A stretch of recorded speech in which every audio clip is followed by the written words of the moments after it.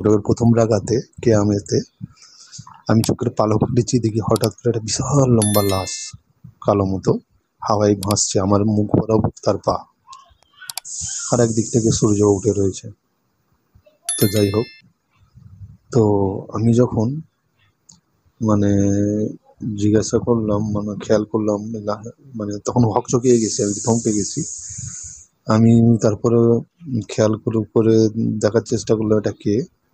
তো দ্বিতীয় রাকাতে সম্ভবত আমাকে দেখানো হলো, মানে আমাকে বলা হলোটা তোমার নফসের লাশ।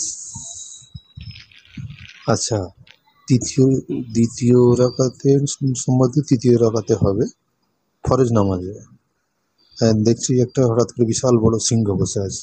আমি যেই তাকে মানে জানতে চাইলাম এটাকে, বলা হলো এটা তোমার নফস।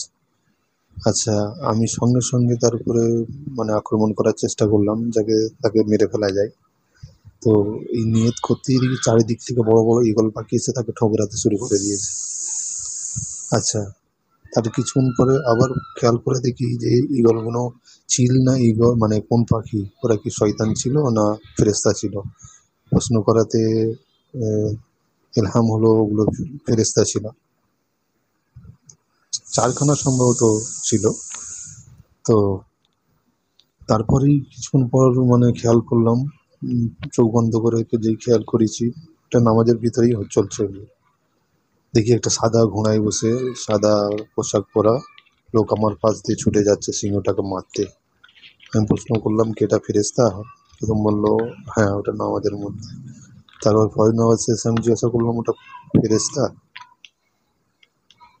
মানে জিজ্ঞাসা করতে আবার ওর মনে অটোমেটিক ইলহাম হয়ে গেল ওটা ফেরেশতা নয়, ওটা তোমার মুর্শিদ বর্তমান, ওটা তোমার উস্তাদ।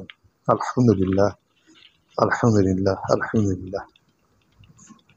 এটা প্রমাণ হয়ে গেল যে মুরিদ বা ছাত্র নিজের নফসের উপর কোনোদিন কন্ট্রোল করতে পারে না, তার কোনো ক্ষমতা নেই।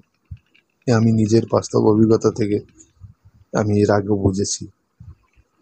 আর আপনার ফয়েজ, আল্লাহর ওলিদের ফয়েজ কি করে সেটা আজ চোখে দেখে নিলাম।